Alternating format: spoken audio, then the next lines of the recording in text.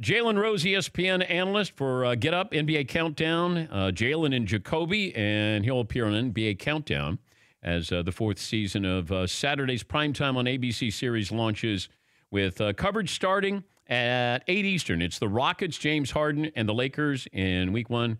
And Jalen joining us on the program. Good morning, Jalen. How are you? DP, thanks for having me on. Appreciate the love. Here's the question. We had this question in the first hour. Might be an obvious answer. Is James Harden a great player? Yes, absolutely he's a great player. What ends up happening is each player has strengths and weaknesses unless they're like Michael Jordan or Hakeem Olajuwon, where there are times where they were like the best player on both ends of the floor at the same time. So therefore, if you just like looking at a scale of what someone brings to the table, as an offensive force, I saw James Harden the most unique player that the game has seen. He's the only player at some point of his career that will lead the league in total points. When you think about that category, you think about all-time great scorers like Jordan or KD or Kobe Bryant. Assists, you normally think of a playmaker like a John Stockton. Free throws made, that's normally someone that's attacking all of the time, say like a Karl Malone or a Kareem Abdul-Jabbar. And then three-pointers made, which is usually like Reggie Miller, Ray Allen, Steph Curry. So for him to be that unique of an offensive force and to put up the numbers that he's put up, and consistently, before CP3, the Houston Rockets were amongst the top 2 or 3 teams in the conference. Mm-hmm. When they added CP3, I think they had a chance to win the championship last year, though he got injured. Harden is the reigning MVP. And from a guy that won Sixth Man of the Year to now ascend to this level of an offensive force has been dynamic to watch. Can the Rockets win with this style from James Harden? Well, they got to go against the Golden State Warriors. I think the main theater in the Western Conference is who gets the chance to face the Warriors and lose in the Western Conference Finals. That's really what the other teams are jockeying for. But him playing isolation ball, yes, they can win with that style because he's shown that he's elite at doing it. They're going to get Chris Paul back. Obviously, they need him playing at an all-star level. They're going to get Cabela back. They're going to need the exact same thing. I think the Rockets have put themselves in position to be a team, if healthy, that could make the conference finals. I wouldn't be surprised if they did. Boogie Cousins said last night, everybody hates Golden State. Do you hate Golden State? That's hyperbole. That's not accurate. The Golden State Warriors, in particular, Steph Curry, is probably one of the most beloved players that the game has seen by media, by fans, and respected by his peers. When you go to the parks or the playgrounds, most players know that they probably won't have the size and the bulk of a LeBron James. So a lot of kids these days say they want to be Steph. Yeah. They walk into the gym, they're not shooting layups or getting in the defensive stance. They're shooting from distance and see if they can make it. And that's the effect that he's had on the game, they've had on the game. They just have a level of dominance, not dislike. That disdain is normally saved for like the Yankees, where people understand like a team that has the biggest checkbook that can put together a roster that can combat anything you come up with regardless of how hard you go. Or like the Dallas Cowboys, who anytime you have the moniker America's team, it puts you in a position for people to take shots at you. Or even the Patriots, who, while they've been amazingly successful and arguably are the best coach and the best quarterback in Tom Brady, there have been some allegations there. So for people that feel like you got an unfair advantage, possibly with Spygate or Deflategate, to create a level of disdain. But I don't see the Golden State Warriors like those squads. And I'm going to separate Michael Jordan from this question that I'm going to ask you, or maybe it's just a comment. I think Steph Curry has had and will have a bigger impact on the game, on the floor, more than any other player in NBA history because of what you said about not everybody realizes, hey, I can jump like Michael Jordan, but everybody thinks that there's a chance that they could be like Steph Curry because of his size, his build, that there's nothing that, intimidates you there. But you watch these kids in a playground or fifth grade game or a CYO, they're all jacking it because they want to be the next Steph Curry. What do you think of that statement? I understand where you're going with that. In this era, that is valid based on the examples that you gave. But the great thing about basketball that there are a lot of facets to a player's game. And so certain things that Steph isn't required to do, like guard the best offensive player in the backcourt for the other team, or lead his team in assists, and or be a primary ball handler a lot of times to initiate offense for himself and or for teammates. And obviously on the other end, while he's a capable defender and he gives effort, he'll never probably be looked at as a lockdown defender. So with that being said, I still think Michael Jordan is the answer to that question, and I know you took him out of the equation. So I agree with your premise. Okay. All right. I saw where the Rockets and the Nets attempted over 100 threes last night. Is this good for basketball? I don't love it, Dan. And here's the thing. A bigger point that you were making when you were asking about can the Rockets win this way is once you get so reliant on the three-point shot, here's what teams are also able to do. Not only force you to drive the ball, but exaggerate you driving the ball. So literally get up on a player's hip, get up on a player's shoulder, and force them towards the basket where help is. And the reason why you're able to do this, and this is the thing that has to be unlocked in today's game, they know that they're not going to shoot a mid-range shot. So if I could guard you at the three and have my big standing at the rim, there's a lot of real estate a lot of times in the playoffs that James Harden wasn't using. But the one thing I notice now is he's shooting mid-range shots. He's shooting runners. He's shooting floaters. So I think based on mixing it up, they have the ability, if they're hot, to combat that. Jalen Rose from the Mothership joining us on loan from NBA Countdown. A couple other things that I was noticing, Luke Walton's situation right now, it just feels tenuous. And it feels like because LeBron didn't pick him, it feels like he is a stopgap or temp coach there with the Lakers. Your thoughts on Luke Walton surviving this first year with the Lakers? This has been a storyline for me all season. I've already been on wax, Dan, saying I think this will be the only season that he coaches LeBron James. Okay. And it's not because I don't believe he's actually done a good job, because he has. It's really tough to develop young players in today's game.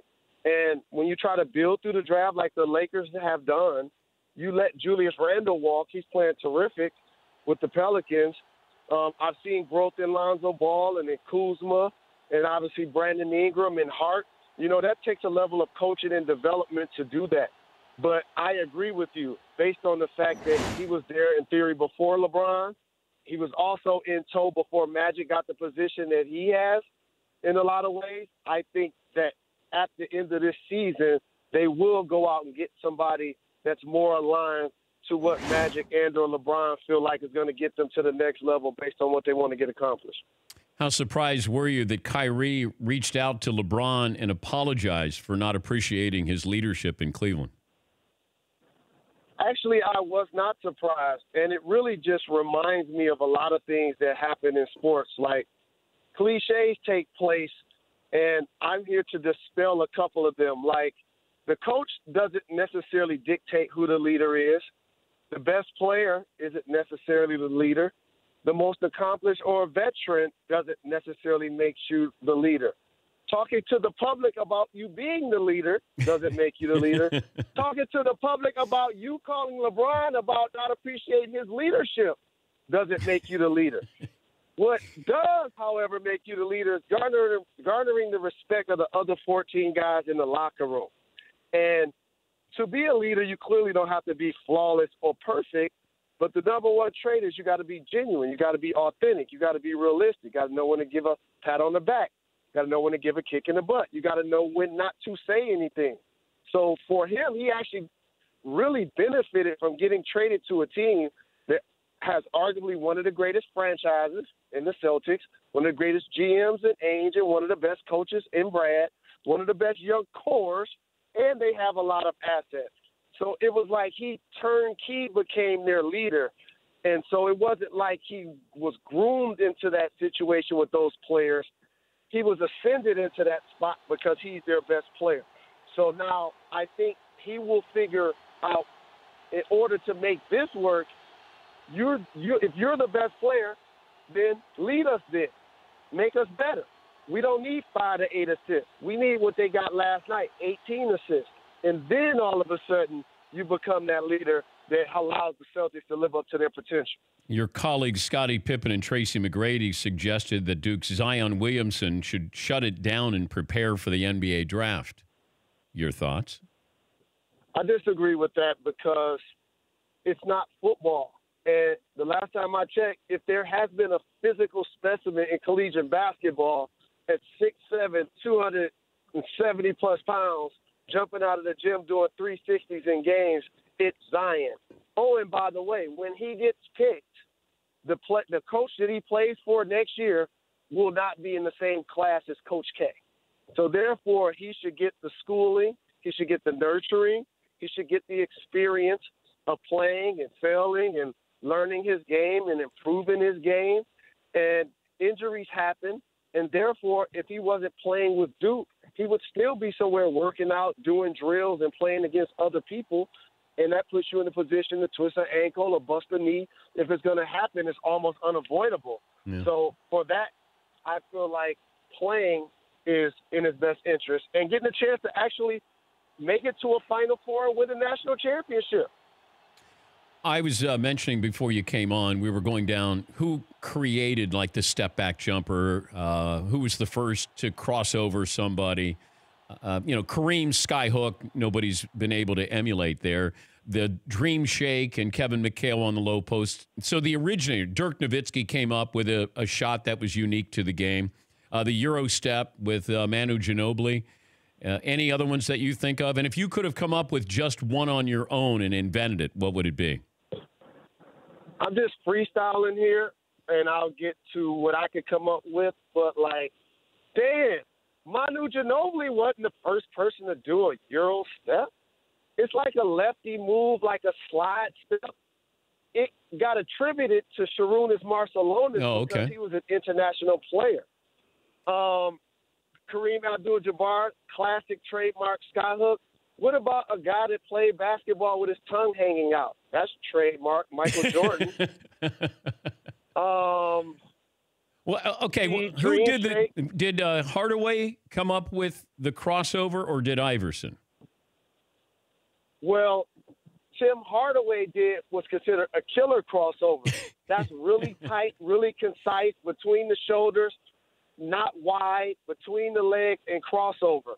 Allen Iverson came more with the looser, new era, could be possibly Kyrie, the ooh and ah, that a lot of young people do that move now, but then miss the shot, but still are excited that they, quote-unquote, broke someone's ankles.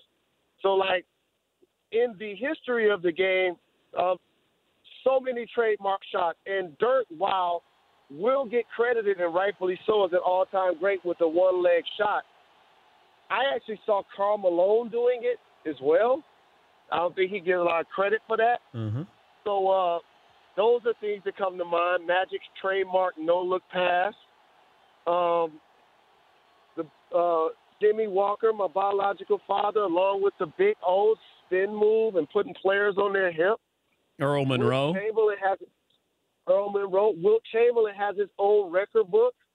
Okay, literally, anytime a guy averages 50 and 25, and then the rest of the world complains, and he goes out and leads the league in assists while playing all 82 games. And we're not even talking about the numbers he said he put up off the floor. That's the high scorers of any video game.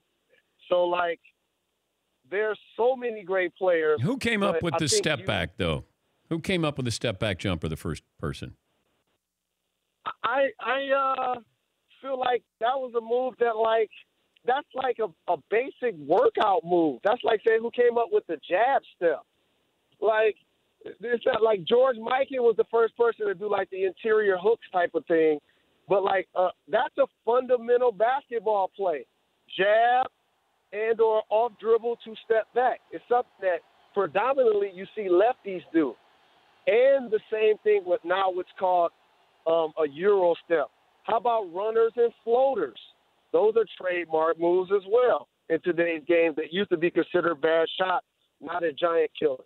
Yeah, I was mentioning Ice Gervin with the finger roll, the teardrop with Mark Jackson. Tony Parker, I think, gets a lot of credit for the floater in the lane. But, yeah, there's so many signature moves down through history. I was just curious, because Reggie Miller did that step back, and then Kobe said, hey, I want to work out with you over the summer. Reg taught him the step back, and then, said it's the worst thing he ever did is teach Kobe, that step back jumper.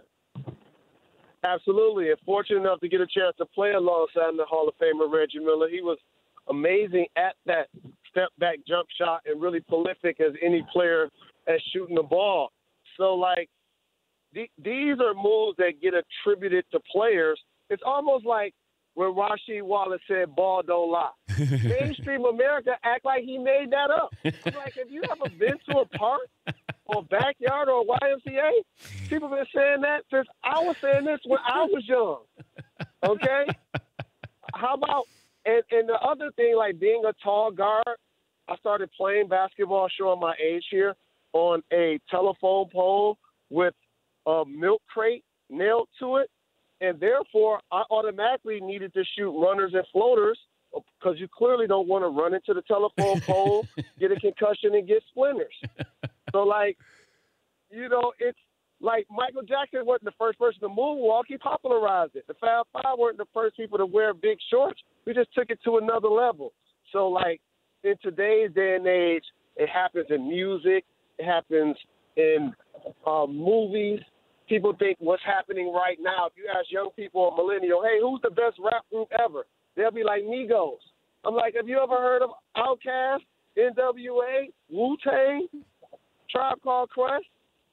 So this is something that people like us who have a wealth of experience and has been around this earth a long time, Dan, it's up to us to sprinkle game and let them know that just because it's happening right now, it ain't the first time it took place. Ball don't lie. Thank you, Jalen. Great to talk to you again. And tell the Countdown folks we said hello. Have fun this weekend. Yes, sir. Appreciate the love. All right, Jalen Rose from the Mothership. For more Dan Patrick Show, tune to Audience Channel 239 on DirecTV or download the Dan Patrick Show app.